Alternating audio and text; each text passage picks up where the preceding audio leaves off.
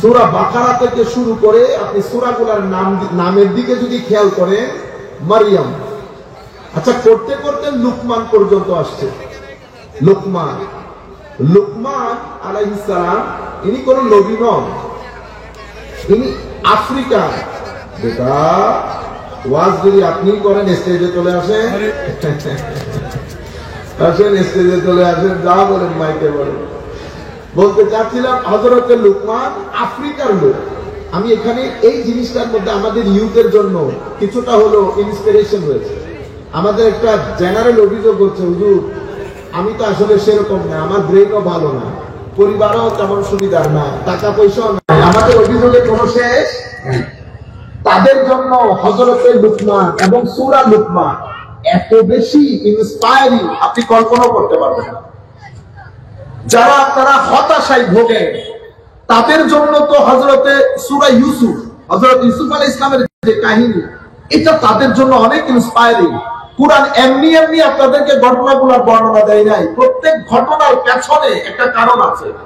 আরেকটা জিনিস মাথায় রাখবে, যেই ব্যক্তি, যেই পরিবার, যেই সমাজ, যেই জাতি ইতিহাস থেকে শিক্ষা গ্রহণ করে না, মুরব্বীদের অভিজ্ঞতা থেকে শিক্ষা গ্রহণ করে না, সেই ব্যক্তি, সেই পরিবার, সেই সমাজ, সেই জাতি কখনো ঘুরে দাঁড়াতে পারে না। ব্যক্তি, পরিবার, সমাজ, জাতি ঘুরে দাঁড়াতে পারে যখন অভিজ্ঞতা এবং ইতিহাস থেকে, ঘটনা থেকে শিক্ষা গ্রহণ করে। এই জন্য পবিত্র কোরআনের ওভারওয়েলমিং মেজরিটি, আপনারা শুধু মেজরিটি এক জিনিস, একেবারে বেশিরভাগ আয়াতের সাবজেক্ট ম্যাটার ইতিহাস। আস্তে আস্তে পবিত্র কোরআনের একটা সূরার নাম দেওয়া হয়েছে সূরাতুল কাহফ। এটারে যদি আপনি ইংরেজিতে বলেন হয় চ্যাপ্টার অফ কেইভ, মানে সূরার নামই হচ্ছে গুহা। এটা আপনি যদি বিনদেশি, বিন ধর্মের কাউকে বুঝাইতে যান, এটা হাসবে। কোরআনের মতো এত আজিম একটা কিতাবে সূরার নাম কাহফ, কেইভ, অর্থ কেন? আল্লাহ রাব্বুল আলামিন আল্লাহর কিছু ওলি যুবকদের আল্লাহ প্রেমের কথা শুনিয়েছে। শুধু তাদের কথা শোনার নাই, তাদের সাথে যে একটা কুকুর ছিল সেই কুকুরের কথা শুনিয়েছে। এটা বড় আজীব লাগে আমার কাছে। আপনি আমাকে দাওয়াত করেছেন আপনার বাসায়, আমি সাথে আমার সাথে ধরেন আমার কৃষি কাজে কুকুর ব্যবহৃত, আমি ওইটাও নিয়ে গেছি। তো কেউ যদি আপনাকে জিজ্ঞেস করে হুজুররা কয়জন আসছে, তা আপনি কি বলবেন? হুজুররা 6 জন, কুকুর সহ 7 জন। কেউ বলবে কোনদিন? মানুষ বলে নাই কথা। কিন্তু পুরা পৃথিবী বাচন ভঙ্গিকে বৃত্তাঙ্গুলি প্রদর্শন করে আমার আল্লাহ ওই যুবকদের সাথে যে গাইড ডগ, মাঝপথ থেকে যে কুকুর, তাদের সাথে আল্লাহ কিভাবে, আপনি যখন নিঃস্বার্থে একনিষ্ঠ চিত্তে আল্লাহকে চাইবেন, আল্লাহ এই দুনিয়ার কোন রাস্তায় আপনাকে কখনো একা ছেড়ে দেবেন। আসহাবে কাহফ, এই যুবকগুলা, এরা তো ডানবামও চেনে না, আল্লাহ প্রেম শিখেছে। আমরা আল্লাহর ওলি বলি আর কি, আল্লাহ প্রেম শিখেছে। এই প্রেম তাদেরকে এতটাই নিডর, বেহস করেছে। পুরা রাষ্ট্রে, তখনকার রোমান এম্পায়ারের সময়কালেরও আগে, তো তারা সরকারের পুরা রাষ্ট্রতন্ত্র পাগল হয়ে গেছে। যুবক বলে কি, কোনো ভয় নাই, শঙ্কা নাই, নিডর হয়ে গেছে তারা। পুরো রাষ্ট্রতন্ত্র তাদের পিছনে পড়েছে। এরপরে তারা সমাজ, তারা সোসাইটি, তাদের শহর থেকে পালাতে শুরু করেছে। পালাতে পালাতে পালাতে তারা একেবারে পাহাড়ের দিকে চলে গেছে। পাহাড়ের রাস্তা তো তারা চিনবেন না। আমার আল্লাহ কি করলেন? তাদের জন্য গাইড ডগের ব্যবস্থা করেছে। এটা আমরা বুঝতাম না, যদি আমার সাথে অনেকে দ্বিমত পোষণ করতে পারেন। কারণ হাকিমের কোন কাজ হিকমতের বাহিরে হতে পারে না। রাস্তার মধ্যে এক কুকুর, কুকুরের কথা কেন আল্লাহ কোরআনে বলবেন? নিশ্চয় ওই কুকুর আল্লাহর যে প্ল্যান প্রোগ্রাম, এটাকে আমরা বলি ডিভাইন প্রোগ্রাম, আল্লাহর প্ল্যান প্রোগ্রামের পার্ট এন্ড পার্সন ছিল ওই কুকুর। এবং রাস্তার মাঝখানে তাদের সাথে জয়েন করেছে, কারণ তারা রাস্তা চিনে না। আমরা যখন ইংল্যান্ড আমেরিকাতে যাই বা থাকি, আপনারা দেখবেন অন্ধের সাথে ডগ ব্যবহার, এগুলোকে গাইড ডগ বলে। তারা কুকুরগুলো ট্রেন্ড হয়, যেখানে আপনি যাবেন সেখানে নিয়ে যাবে। লাল বাতি দেখলে দাঁড়িয়ে যাবে, লাল বাতি দেখলে, সবুজ বাতি দেখলে ফরফরাইয়া চলে, মানুষও চলে না। এগুলাকে গাইড ডগ বলে। এই কুকুর জয়েন করেছে।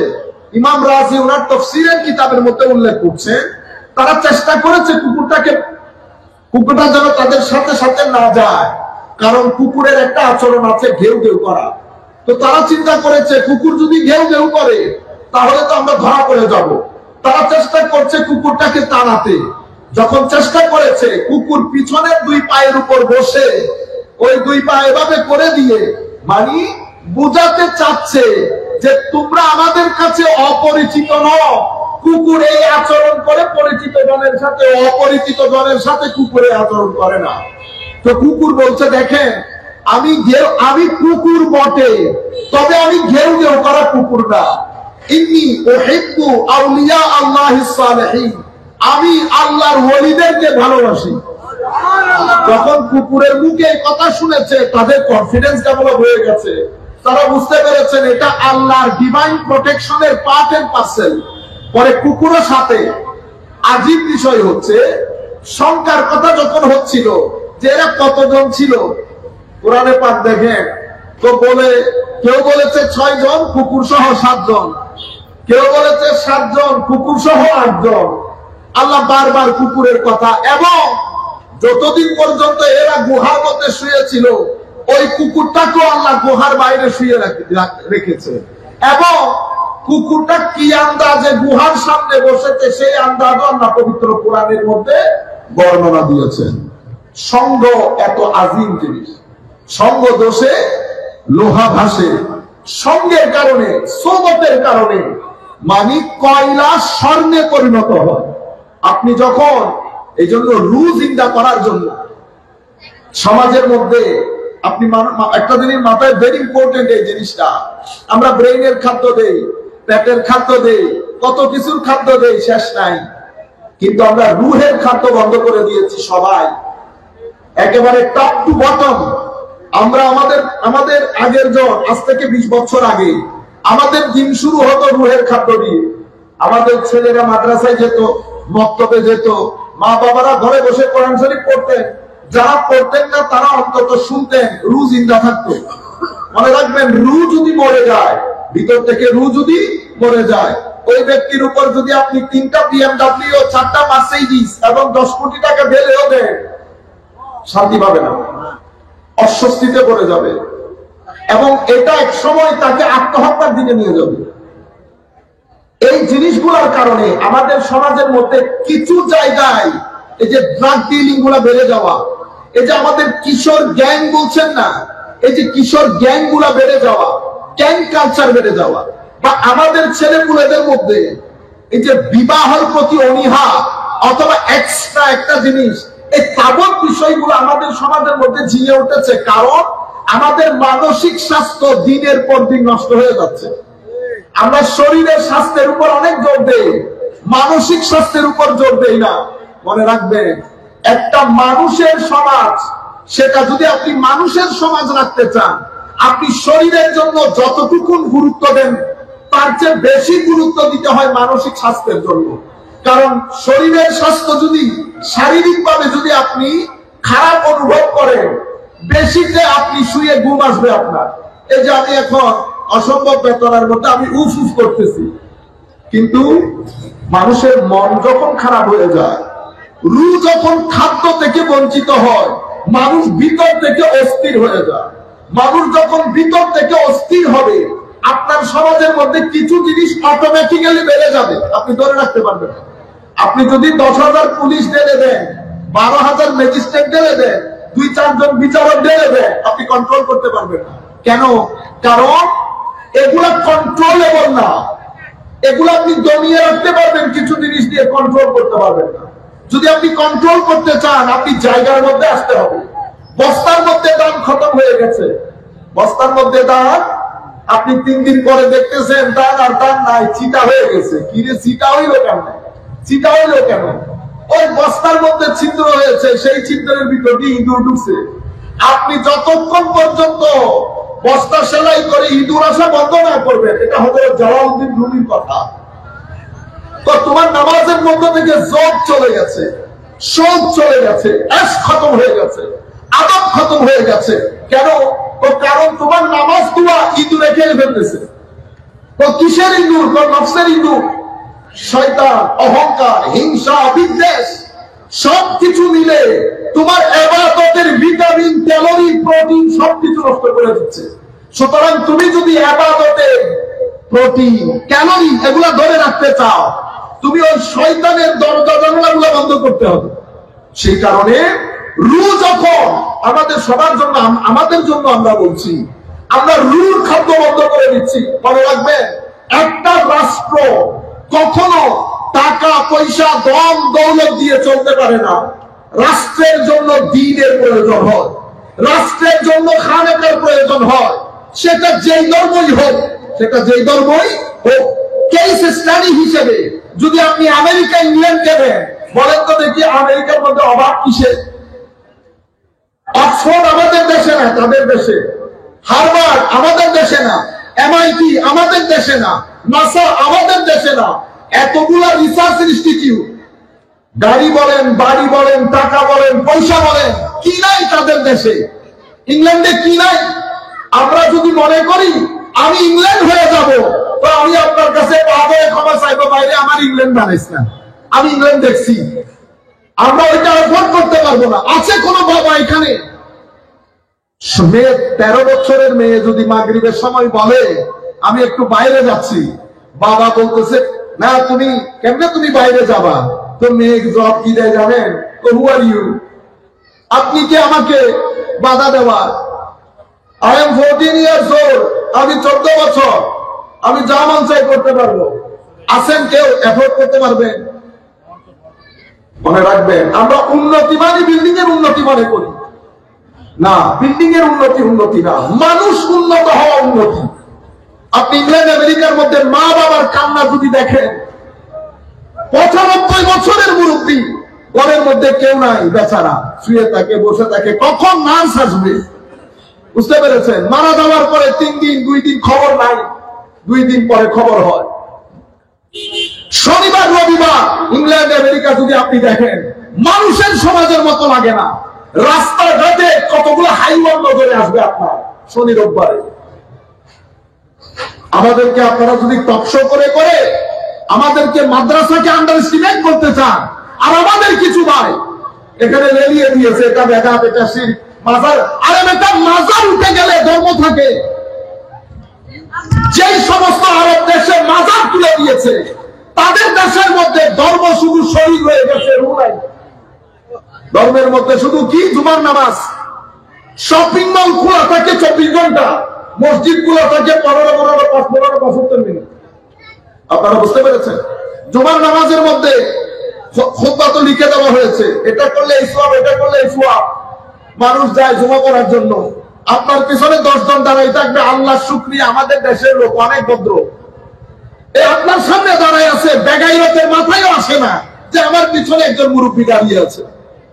আপনি যখন মাজারাত নষ্ট করে দেবেন, আপনি ব্যক্তিকে কখনো মুআদ্দাব বানাতে পারবেন না। এই যে সমস্ত মিডল ইস্টার্ন দেশের লোক বেয়াদব কেন হয়? কারণ আপনার ধর্ম, আপনি শুধু ধর্মের শরীর শিখিয়েছেন, রূহ শিখার নাই। আল্লাহর ওলিরা ধর্মের রূহ শিখায়, ফুকাহায়ে কেরামরা ধর্মের শরীর শিখায়। নামাজের রূহ হচ্ছে খুশু, ওলিরা শিখায়। নামাজের জিসিম হচ্ছে তাকবীর, তালিমা, কেরাত, রুকু, সিজদা, এটা জিসিম। শরীয়ত এবং তরিকত, আপনি যখন একটা তুলে দিবেন, ধর্ম শুধু শরীর থেকে যাবে। আপনি যখন শরীর তুলে দিবেন, ধর্ম পাহাড়ের দিকে নিয়ে যাবে।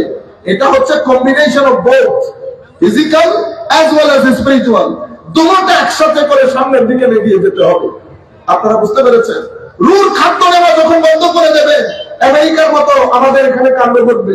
আমাদের দেশে গত 10 বছরে সুইসাইড রেট কি পরিমাণ বেড়ে যাচ্ছে কল্পনাও করতে পারবেন না। আমরা সবাই ঘুমের মধ্যে আছি। কেন? কারণ আমার তো কেউ করে নাই, আমার তো টাকা আছে। আপনারা বুঝতে পেরেছেন? দিন দিন একটা মাইন্ডসেট তৈরি করা হচ্ছে ধর্মের বিরুদ্ধে। আপনারা বুঝতে পেরেছেন? মনে রাখেন, ধর্ম বাদ দিয়ে আপনি বাঁচতে পারবেন না। আল্লাহর ওলিদেরকে বাদ দিয়ে আপনি বাঁচতে পারবেন না। রুর খাদ্য বন্ধ করে দিলে আপনি এই সমাজের মধ্যে স্থিরতা পাবেন না। আমরা বলি না রু বেকার হয়ে গেছে। রুর খাদ্য কোত্থেকে আসে? রুর খাদ্য জিক্রি ইলাহি থেকে আসে। জিক্রি ইলাহি মানে শুধু আল্লাহ আল্লাহ করা না।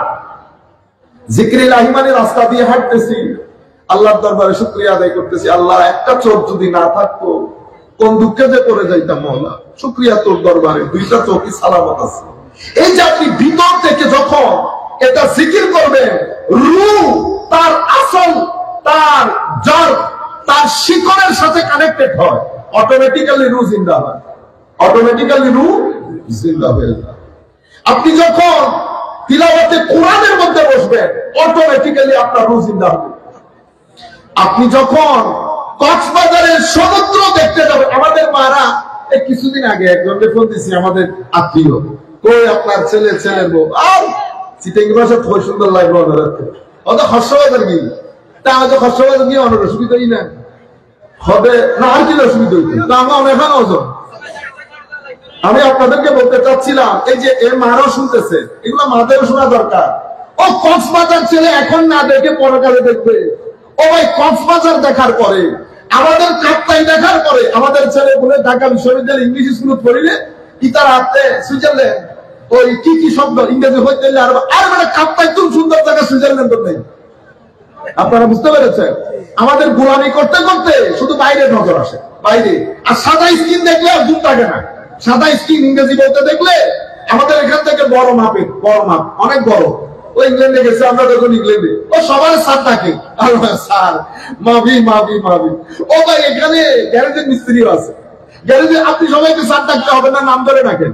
আপনি যখন নাম ধরে না রাখবেন কমান্ড করতে পারবেন না। আপনি যখন স্যার ডেকে ফেলবেন তাইলে চোখে চোখ রেখে কথা বলতে পারবেন না। আপনি মিস্টার হাসকে স্যার ডাকবেন না, মিস্টার হাস বলবেন, hello mister Haas, how are you. আপনি চোখে চোখ রেখে কথা বলেন। আমার আচ্ছা ওখানে না বলি, বলতে চাচ্ছি আপনি যখন কাপ্তাই সৌন্দর্য দেখবেন, আপনার ভিতর থেকে আসবে সুবহানাল্লাহ, আসবে না? একটা সুবহানাল্লাহ হাতে হাতে, আর একটা সুবহানাল্লাহ আপনি যখন সৌন্দর্য দেখে বলবেন সুবহানাল্লাহ, কি বাত, কত দারুণ। এই সুবহানাল্লাহ ভিতর থেকে আসে, এটা মানুষের রূহকে জিন্দা করে। আপনি যখন আরেকজনের হাতে 500 টাকা বুঝিয়ে দেবেন, কোন পরিবারকে স্পন্সর করবেন 5000 টাকা দিয়ে, আপনার রূহ জিন্দা হয়ে যাবে। আপনি যখন আমার নবীর সবুজ গম্বুজ নিয়ে 5 মিনিট মুরাকাবা করবেন, রূহ জিন্দা হয়ে যাবে।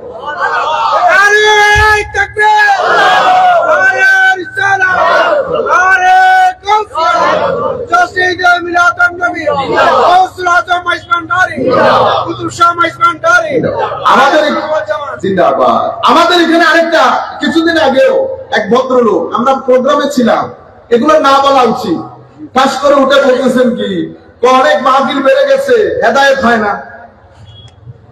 মাহফিল বেড়ে গেছে কথা তো ঠিক, কিন্তু আপনি পুরো অ্যানালাইসিস করেন, শোনার কথা বলবেন না, ফুল কথা বলে।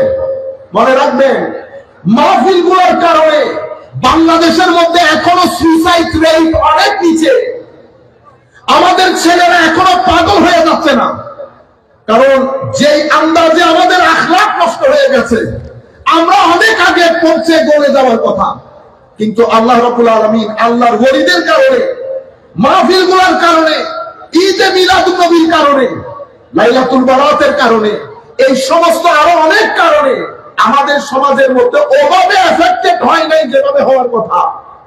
আমরা করোনা থেকেও বেঁচে গেছি, আমরা করোনা থেকেও, ইংল্যান্ডের মতো পর্যন্ত দেশ, আমেরিকার মতো, ইংল্যান্ডের তো আমাদের নিজের চোখে দেখেছি, শুধু পাগল হয়ে যাওয়ার বাকি ছিল।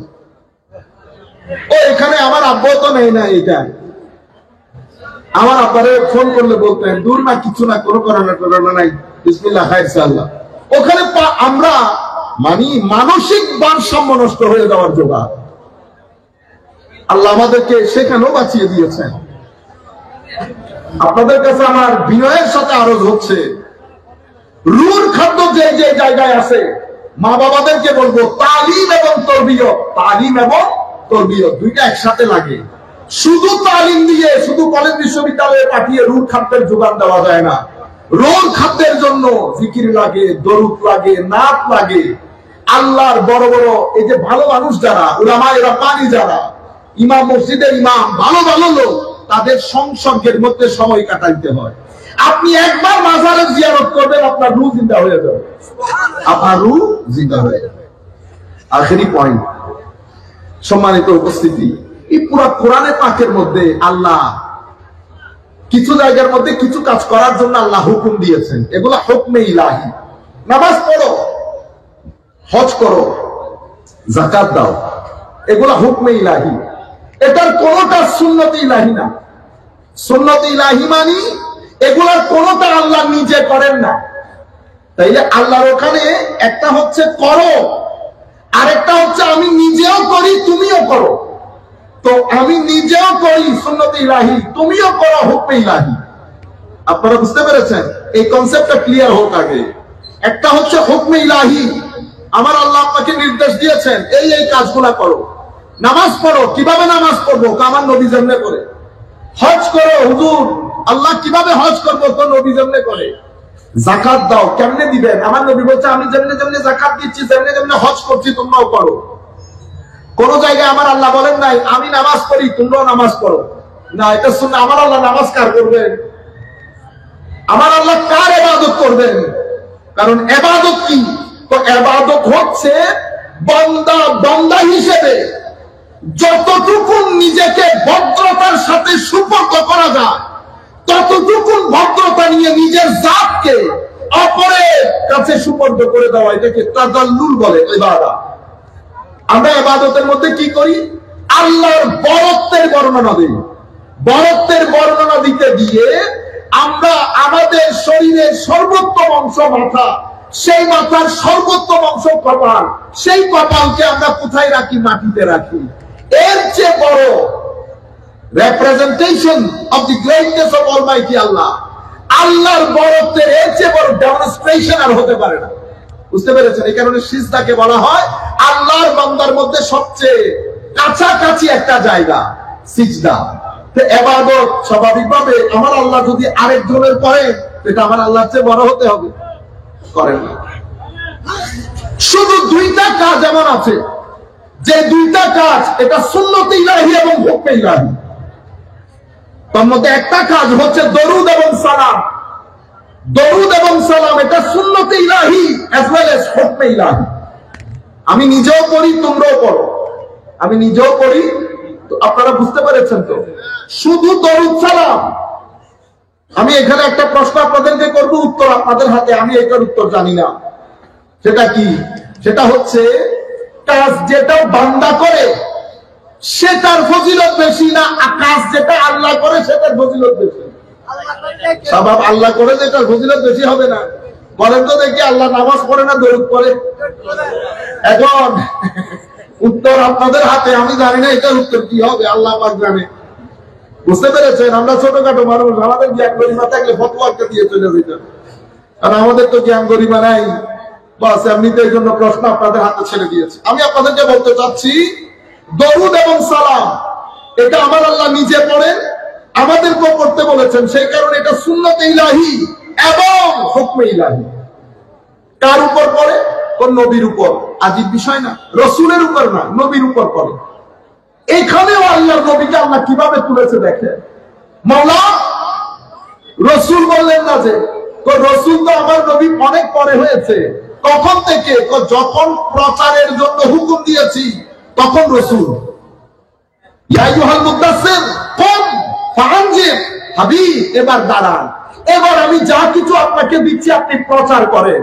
তো যখন নবীকে প্রচারের হুকুম দেওয়া হয়, নবী তখন রসুল হয়ে যায়। নবী মানে প্রফেট, রসুল মানে মেসেঞ্জার। তো প্রফেট মেসেঞ্জার কখন হয়? তো যখন প্রফেটকে প্রচারে হুকুম দেওয়া হয়। সেই কারণে প্রত্যেক চিটাঙ্গের লোক বাংলাদেশি, কিন্তু প্রত্যেক বাংলাদেশি চিটাঙ্গা এটা বুঝতে পেরেছেন তো? প্রত্যেক সিলেটের লোক বাংলাদেশি, কিন্তু প্রত্যেক বাংলাদেশি সিলেটি নয়। এভাবে প্রত্যেক রসুল নবী, কিন্তু প্রত্যেক নবী রসুল নয়। অনেক রসুল আছে, বস অনেক নবী আছে। আমার আল্লাহ এবং ওই নবীর মাঝখানে শুধু মারেফত, শুধু মারেফত। একজন নিজেকে সঁপে দিয়েছে আরেকজন ওই নবীর শপে দেওয়াকে এনজয় করেছে, বাস এতটুকু, প্রচার প্রসার করতে হবে না। কিন্তু রসুল কখন হয়? যখন প্রচারের হুকুম দেওয়া হয়। মৌলা রসুল কেন বললেন না? রসুল বললে তো বলা হইতো যে আমি দরুদ করতেছি কখন থেকে? যখন নবী রসুল হয়েছে। তো নবী কেন বললেন? যখন থেকে নবী তখন থেকে দরুদ বলা। কখন নবী? যখন কোন কখন ছিল না, তখন থেকে নবী। আমার নবীকে আমার সাহাবায়ে কেরাম জিজ্ঞেস করেছেন, এটা একটা বড় প্রশ্ন। আল্লাহ প্রথম কাকে সৃষ্টি করেছেন? বিজ্ঞানীও প্রশ্ন করে, ভূগোলবিদরাই প্রশ্ন করে, দার্শনিকরাই প্রশ্ন করে, লেম্যানও প্রশ্ন করে, আল্লাহ প্রথম কি সৃষ্টি করেছেন? এই প্রশ্ন আমার নবীকেও করা হয়েছিল। আমার নবীও বলেছেন, প্রথমে আল্লাহ তোমার নবীর নূরকে সৃষ্টি করে।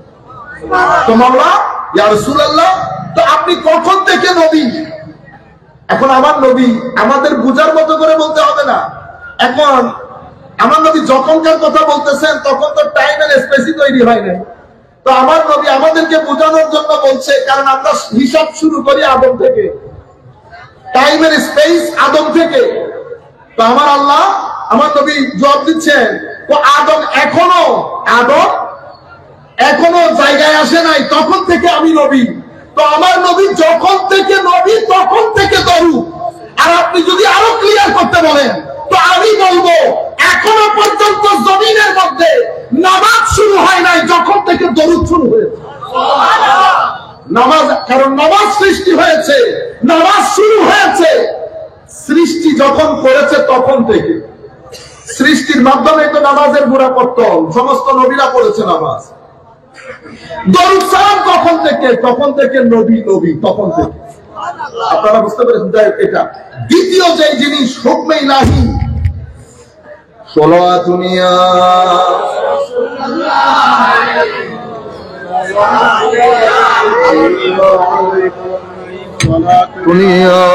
রাসূলুল্লাহ আলাইকুম সালামুন ইয়া হাবিবাল্লাহ আলাইকুম। আরেকটা জিনিস হুকমে ইলাহি এবং সুন্নতে ইলাহি, সেটা কোনটা? সেটা আল্লাহর ওলিদের মহব্বত। আল্লাহর ওলিদের মহব্বত। আমার আল্লাহ বলছেন, আমি নিজেও করি। নিজে করার পরে জিবরিলকে বলেন, জিবরিল ধরতির অমুক ব্যক্তিকে আমি, তার প্রতি আমার টান অনুভব হয়, তুমিও তাকে ভালোবাসো। দেখছেন, সুন্নতে ইলাহি এবং হুকমে ইলাহি। আমিও ভালোবাসি, তোমরাও ভালোবাসো। জিবরিল আমিন ফেরেশতাদের দুনিয়ার মধ্যে এটার এলান করেন। তাইলে বেলায়েতের এলান আগে উপরে হয়, এই দুইটা জিনিস আমার আল্লাহ নিজেও করেন, আমার আল্লাহ করার জন্য হুকুমও দেন। এবং আমার আল্লাহ বলেন, হাদিসে পাকের মধ্যে আমার নবী ইরশাদ করেছেন, জিবরিল আমিন ফেরেশতাদেরকে বলেন, অতঃপর জিবরিল আমিন পৃথিবীর মানুষের অন্তরে ওই ব্যক্তির ভালোবাসা বন্টন করেন। তো যারা মহব্বত করে না, তারা জিবরিল আমিনের বন্টন করার সময় বঞ্চিত হয়ে গেছে, বিদায় ভালোবাসে না। আমি এতটুকুনের মধ্যে, যেহেতু বক্তব্য শেষের দিকে, এখন একটা আমাদের আত্মসমালোচনা করব। সেটা কি? সেটা হচ্ছে, দেখেন, প্রত্যেক কাজের একটা উদ্দেশ্য থাকে, উর্সের একটা উদ্দেশ্য আছে। উর্স একটা রুহানি প্রোগ্রাম। এটা শুধু রসম রেওয়াজ না। রসম রেওয়াজ, আল্লাহর ওলিরা, বুজুর্গানে দ্বীনরা এই যে উর্সের ব্যবস্থা করেছে, এটার পেছনে নির্দিষ্ট একটা হিকমত আছে। কারণ কালচার ডেভেলপ করে তো সময়ের সাথে সাথে, বুঝতে পেরেছে? ইসলামের মধ্যে তিনটা পিরিয়ড। একটা পিরিয়ডকে আমরা বলি ফাউন্ডেশনাল পিরিয়ড, যখন কোরআন সুন্নাহ সংরক্ষণ এবং রক্ষণাবেক্ষণ হচ্ছে। তখনও ব্যাখ্যা বিশ্লেষণ লেখা শুরু হয় নাই, রক্ষণাবেক্ষণ হচ্ছে। এটাকে আমরা বলি ফাউন্ডেশনাল পিরিয়ড। এই ফাউন্ডেশনাল পিরিয়ডের মধ্যে আপনি যদি আইসা বলেন যে নবী তো ঈদে মিলাদুন নবী করে না, দেখুন ফাউন্ডেশনাল পিরিয়ডের মধ্যে এটা করবে। আপনি টাইলস ছাদ আগে দেন না, টাইলস আগে লাগান। এবং আমি যদি বলি, ভাইজান এই টাইলস লাগাইলেন না, আগে ছাদ দিয়ে দিতেছে, ওই ঈদে মিলাদুন নবী তখন কেন করবে? এটা ফাউন্ডেশনাল পিরিয়ড। ফাউন্ডেশনাল পিরিয়ডের মধ্যে নেসেসারি, একেবারে নেসেসারি যে জিনিস সেগুলা দিয়ে ফাউন্ডেশন, এটাকে বলি আমরা সোশ্যাল সায়েন্সের ভাষায় এটাকে বলে এক্সিস্টেন্সিয়াল পিরিয়ড। মানে একটা জিনিস অস্তিত্বের মধ্যে এসেছে, অস্তিত্বের মধ্যে এসে শক্তিশালী হবে, এরপরে এক্সপান্ড করবে।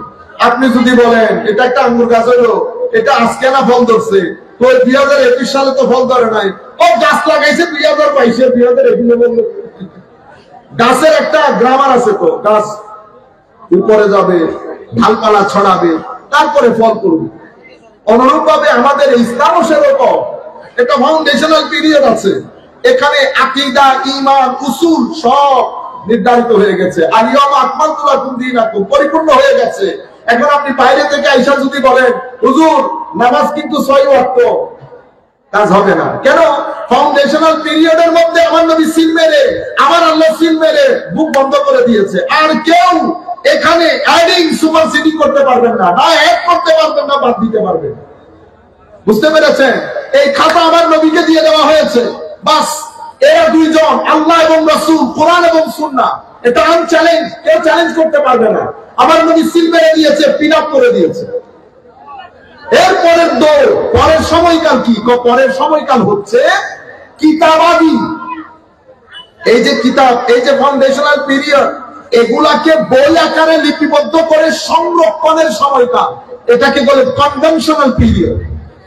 এরপরে উলামায়ে কেরাম আসেন, সময়ের মধ্যে, সময়ের পরিবর্তনে, জেনারেশনের পরিবর্তনে, জায়গার পরিবর্তনে, সংস্কৃতির পরিবর্তনে, দেশে দেশে বিভিন্ন প্রশ্নে জাগ্রত হয়, বিভিন্ন প্রশ্ন, এই প্রশ্নের উপর উত্তর দেওয়া লাগে। এখন একটা এক্সপানশন করতে হয়, সেখানে উলামায়ে কেরাম সময়ের প্রশ্নগুলোকে ডিল করতে গিয়ে বিভিন্ন উত্তর দেয়, এটাকে বলে ব্যাখ্যা বিশ্লেষণ। ইসলাম এখন অপারেশনাল পিরিয়ডে চলে গেছে। এক্সিস্টেন্সিয়াল, কনভেনশনাল, অপারেশনাল, ফাউন্ডেশনাল, এরপরে এক্সপান্ড করেছে, এটাকে বলে এইজ অফ ইন্টারপ্রিটেশন। বুঝতে পেরেছেন? এইজ অফ ইন্টারপ্রিটেশনের পরে উলামায়ে কেরাম দাঁড়িয়ে গেছে, কোরআন এবং সুন্নাহ আগে, উলামায়ে কেরাম পিছনে। এরা কারা? তো এরা আমার নবীর জ্ঞানের ওয়ারিস। এরা কারা? তো এরা আহলুজ জিকির। এরা কারা? তো এরা উলামা। এদের কাজ কি? তো এদের কাজ হচ্ছে এক্সপান্ড করা, ইন্টারপ্রেট করা, তাশরীহ করা, তাফসীর করা, তাফসীর করা, মানি উত্তর বলা। বুঝতে পেরেছেন? এভাবে সামনের দিকে চলতে থাকে। তো সামনের দিকে যখন চলে, ইসলাম দুইভাবে ইসলামের সংস্কৃতি ডেভেলপ করে। কোরআন এবং সুন্নাহ সামনের দিকে যায়, ইন্টারপ্রিটেশনের দিক দিকে যায়। সমাজে যখন কোনো ডেভেলপ তৈরি হয়, কোন প্রশ্নের তৈরি হয়, কোরআন সুন্নাহ উত্তর দেয় না, কোরআন সুন্নাহর উপর ভিত্তি করে উলামায়ে কেরাম উত্তর দেয়। সেই কারণে আমার আল্লাহ এই আলেমদেরকে তুলতে তুলতে ফেরেশতার জগতে তুলেছে। বলেছে একজন আলেম মারা গেলে, এই জন্য আমার নবী এক আলেমকে এক আলেম বলে নাই, পুরা উম্মত বলেছে, পুরা উম্মত বলেছে। তো এরা যখন রাস্তা দিয়ে হাঁটে, ফেরেশতা পাখা বিছিয়ে দেয়। এরা তখন দুনিয়া থেকে চলে যায়, কুল কায়নাতের জন্য কান্নাকাটি করে, এমনকি সমুদ্রের নিচের মাছ পর্যন্ত তাদের জন্য ইস্তেগফার করে আল্লাহর দরবারে। আপনারা বুঝতে পেরেছেন? এটাকে এই দুইভাবে সামনের দিকে যায়।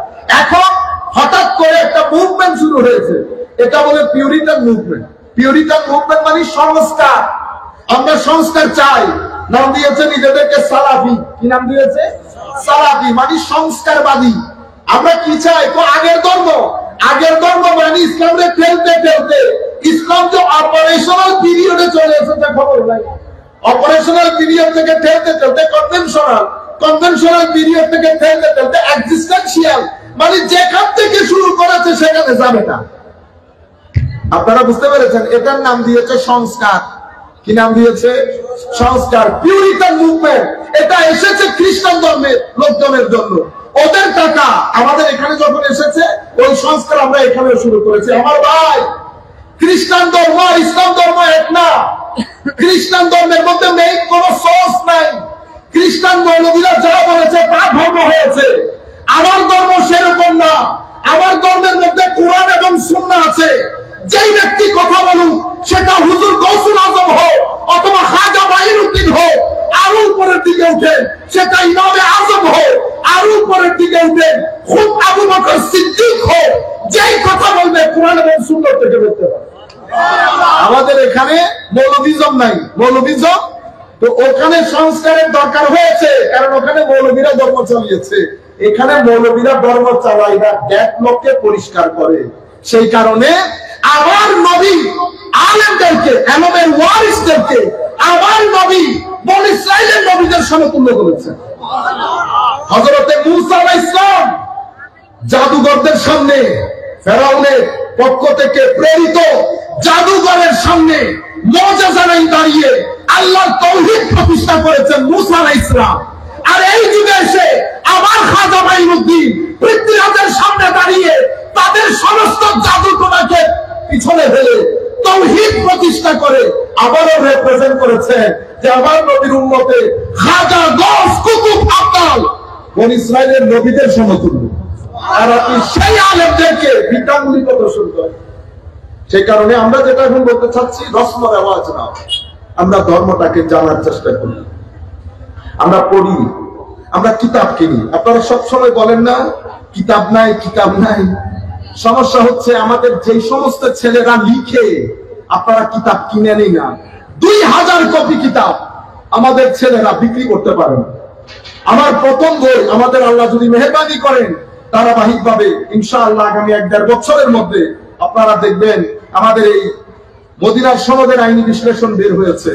কিছুদিনের মধ্যে পালস অফ উইজডম হাদিসে পাকের কিতাব বের হবে। এরপরে আমরা তাসাউফের, আকীদার ধারাবাহিকভাবে ইনশাআল্লাহ কিতাব সব রেডি। কার জন্য পাবলিশ করব? এই কিতাব বাজারে এসেছে এখন প্রায় 1 মাসের বেশি। আমার পেজে লাখে লাখে ফলোয়ার বলেন, আপনারা ফলোয়ার বলেন না, হাবি যাবি কি না, লাখো লোক কথা বলে। আর আমি বই ছাপাইছি মাত্র 2000, সেই বইয়ের মধ্যে 1200 এখনো রয়ে গেছে। আমরা কিতাব পড়ি না। আপনারা দয়া করে কিতাব আপনারা না পড়েন, সুফিয়ায়ে কেরামের উপর লিখিত কিতাবগুলা ঘরে রাখেন। না পড়লে বুঝতে পারবেন না, না বুঝলে প্রচার করতে পারবেন না। সময়ের মধ্যে আর্ট এবং কালচারের নাম দিয়ে আমাদের চরিত্র ধ্বংস করা হচ্ছে, আর সলফিজম আসল ধর্মের নাম দিয়ে আমাদের আকীদা নষ্ট করা হচ্ছে। আর আমরা যারা আছি, আমরা রসম রেওয়াজের মধ্যে থেকে আসল ভুলে গিয়ে আমরা আমাদের সুফিয়ায়ে কেরামের বদনাম করছি। সুফিয়ায়ে কেরামের বদনাম করছি। যদি নামাজ দোয়া না পড়েন আল্লাহর ওয়াস্তে সুফিয়ায়ে কেরামের নামও নিয়েন না। কেন? কারণ এটার মাধ্যমে বদনাম হবে। আমার মাধ্যমে প্রচার যেমন হবে, বদনামও ঠিক তেমন হবে। আমার যদি আদব কায়দার মধ্যে উল্টা সিধা থাকে, সুন্নিয়তের বদনাম হবে। আমি যদি এখানে বসে বসে ফতোয়া মারি, সুন্নিয়তের বদনাম হবে। আপনারা বুঝতে পেরেছেন? আমি আমার চেয়ে সিনিয়র যারা, তাদেরকে তো আমি অ্যাড্রেস করছি না, তারা তো আমাদের মাথার উপর। আমার বয়সে আমার চেয়ে কম বয়সী যারা আছে, বিনয়ের সাথে অনুরোধ করবো নামাজমুখী হবেন প্লিজ। কিতাবপত্র কিনবেন, জীবনকে মনিটর করেন, কিভাবে জীবন অতিবাহিত করছেন, কিভাবে করা দরকার। কারণ আমাদের সূর্য কিন্তু অস্তমিত। যেদিন আমরা দুনিয়াতে এসেছি সেদিন থেকে সূর্য অস্ত যাওয়া শুরু করেছে। আমরা এখন সূর্যোদয় এবং সূর্যাস্ত দুইটার মাঝামাঝি অবস্থার মধ্যে আছি। ইন্নাল ইনসানা লাফি খুসর। যদি আমি ক্ষতির মধ্য থেকে দুনিয়া থেকে চলে যাই, তো যেই ব্যক্তি সারাদিন দোকানে না গিয়ে লাভের আশা করে, সেই ব্যক্তি নিরেট বোকা। আমরা যদি লাভের আশা করি, দোকানে সময় দিতে হবে। আর আল্লাহর ওয়াস্তে হাউতাশ করবেন না, চেষ্টা প্রচেষ্টা করবেন, সৎ থাকবেন, আল্লাহর উপর ভরসা রাখবেন। হযরতে লুকমান, যার যেটা আমি বলতে চেয়েছিলাম হয় নাই, আফ্রিকান লোক চড়াতো মেষ, ছাগল চড়াতেন একজনের বাড়িতে। সেই ব্যক্তি পরে হয়ে গেছে লুকমান। সেই লুকমানকে আল্লাহ কোরআনের মতো পুরা আজিম কিতাবে ওনার নামও নিয়েছে, ওনার নামে সূরা নাযিল করেছে, ওনার ওয়াজের বর্ণনা দিয়েছে। আমার আল্লাহ বলতে চাচ্ছেন আপনাদেরকে, আমাদেরকে, যে তুই কোন পরিবারে জন্মগ্রহণ করেছিস, ব্রেন কতটুকু, এগুলা বাদ দে, চেষ্টা প্রচেষ্টা কর। চেষ্টা প্রচেষ্টা করার কারণে আমি লুকমানকে যেমন সম্মানিত করেছি, তেমন তোমাকেও সম্মানিত করেছি। কিন্তু সেটার জন্য কি লাগে? চেষ্টা প্রচেষ্টা লাগে। উপর থেকে কোনো জিনিস আপনার হাতে চলে আসে না। তাদের বেতার নাম দিয়ে আমরা ঘরে বসে থাকতে পারতাম। কিন্তু আমি যদি না আসতাম কি করতেন আপনারা? মন খারাপ করতেন। কিন্তু না, কমিটমেন্ট বলে একটা কথা আছে, যতক্ষণ পর্যন্ত আপনি পারবেন ততক্ষণ পর্যন্ত ইটগুলো উঠে উঠে দেখেন কোন ইটের নিচে পানি আছে। আমার আল্লাহ সুন্নত হচ্ছে যারা সব থেকে চেষ্টা করে কাউকে আমার আল্লাহ নিষ্ফল করেন না, প্রত্যেককে আমার আল্লাহ সফলতা দান করেন। সব থাকবেন, গুনাহ আমরা করব, মানুষ গুনাহ, ফেরেশতা গুনাহ করবে না, কিন্তু জুলুম করবেন না মানুষের উপর। কখনো কারো গায়ে হাত তুলবেন না, ধাক্কা দিবেন না কাউকে, মানুষের উপর, মানুষের সাথে প্রতারণা করবেন না, এই কাজগুলো আমরা করব না। আপনার কারণে আরেকজনের মেয়ে স্কুলে যাওয়া বন্ধ হয়ে গেছে, আপনি বড় একেবারে কি কি করেন, বহুত চাবি, 10 বছর পাগল হয়ে যাবেন এই জমিনের মধ্যে। একই ঘটনা আপনার জীবনে ফেরত আসবে, আর আমার আল্লাহ যখন ঘটনা ফেরত দেবে এফোর্ড করতে পারবেন না। এটা আল্লাহর গলতি। আপনাদেরকে বোঝানো হয়েছে যে কবরের মধ্যে আযাব, আযাব কবরে সেটা পরে, প্রত্যেক শ্বাসের হিসাব দুনিয়ার মধ্যে দিয়ে যেতে হবে। মাইয়া আমল সুয়ানিফ যাবে। আপনি দেখেছেন আল্লাহর গলতিতে দুষ্ট হয়েছে কিন্তু শান্তিতে থেকেছে, এক ব্যক্তির নাম বলতে পারবেন? আপনারা গাড়ি দেখলে মনে করেন হাই রে কত শান্তি, কেউ গাড়িতে শান্তি নাই। গাড়িতে যদি শান্তি থাকতো আমেরিকা তো শান্তি বিক্রি করতো। আল্লাহর গলতির মধ্যে এখনো আমরা পৃথিবীকে শান্তি বিক্রি করতে পারবো। হাস মাস এসে আমাদেরকে শিখাইতেছে আমাদের চরিত্রের কারণে, অথবা তারাও আবার আমাদেরকে শিখায়। আপনারা বুঝতে পেরেছেন? কিন্তু আমাদের কারণে আল্লাহ রাব্বুল আলামিন এখনো যদি আমরা আল্লাহর ওলিদের আদর্শে উজ্জীবিত হয়ে সৎ হয়ে আমরা যদি বাঁচি, আল্লাহর ইজ্জতের কসম পৃথিবীতে শান্তি এক্সপোর্ট করতে পারবো। পৃথিবীর মধ্যে শান্তি নাই কোথাও, শুধু বাড়িঘর, শুধু কি বাড়িঘর, হাহাকার, সুন্দর সুন্দর ঘর, এক এক ঘরের মধ্যে 100 জন মানুষ থাকতে পারবে। সেই ঘরের মধ্যে ঢুকবেন, দেওয়াল, প্রতিটা দেওয়াল, প্রতিটা ইট থেকে বড় বড় নিঃশ্বাস, মানুষ নাই, জন নাই, আত্মীয় নাই, স্বজন নাই।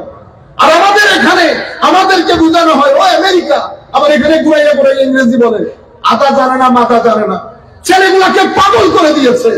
আর আমাদের কতগুলো কুলাঙ্গা মানুষের টাকা মেরে করাপশন করে সমাজের গ্রামের মধ্যে প্রাণ মাইরা মাইরা হাঁটে, আমাদের ছেলেগুলা সততা নষ্ট করে ফেলতেছে। আমার ছেলে কিছুদিন আগে এসে বলতেছে হুজুর ধৈর্য ধরতে পারতেছি না, ঘরের মধ্যে বউ বলতেছে অমুকে টাকা ইনকাম করতে পারলে তুমি পারো না কেন? মাদেরকে কে বুঝাবে, আমার বোনদেরকে কে বুঝাবে যে সততার টাকা ইনকাম করতে মাথার ঘাম পায়ে ধরে? রয়ে গেল কারাপশন। কারাপশনের টাকা আল্লাহর ইজ্জতের কসম করে বলছি, কখনো 1 টাকা হারামের ঘরে ঢুকাবেন না, এফোর্ড করতে পারবেন না, গন্ধ বের হবে, গন্ধ। আপনারা বুঝতে পেরেছেন? আমার নবীর দ্বীন, আল্লাহর সুন্নাত বলে একটা কথা আছে। আল্লাহর সুন্নাত হচ্ছে যেই ব্যক্তি আমার নবীর জন্য বাঁচবে, আমার আল্লাহ তাকে জমিনে সম্মানিত করবেন। যেই ব্যক্তি ফেরাউনের হয়ে বাঁচবে, ফেরাউনের যেই পরিণাম এই ব্যক্তিরও সেই পরিণাম। ইয়াজিদের হয়ে বাঁচলে ইয়াজিদের যেই পরিণাম আমারও সেই পরিণাম হবে। সুতরাং আমরা এটা আমাদের আত্মসমালোচনামূলক আপনাদেরকে কিছু জিনিস উজ্জীবিত করার জন্য, বিশেষ করে আমাদের তরুণ প্রজন্মকে আল্লাহ রাব্বুল আলামিন আমাদের হামি ও নাসির হোক। মাওলাই করিম আমাদেরকে কবুল করুন। কাজ করতে লজ্জা পাবেন না, কাজ করে যান, আল্লাহ সফলতা দান করবে। কখনো নিষ্ফল হবেন না, কখনো নিষ্ফল হবেন না। রাত দিন যে ব্যক্তি এক করে দেয় সেই ব্যক্তি নিষ্ফল হয় না। আমরা আর কথা না বাড়িয়ে আমাদের বক্তব্য এখানে শেষ করছি। আলহামদুলিল্লাহ রাব্বিল আলামিন। আসসালামু আলাইকুম ওয়া রাহমাতুল্লাহি ওয়া বারাকাতুহু।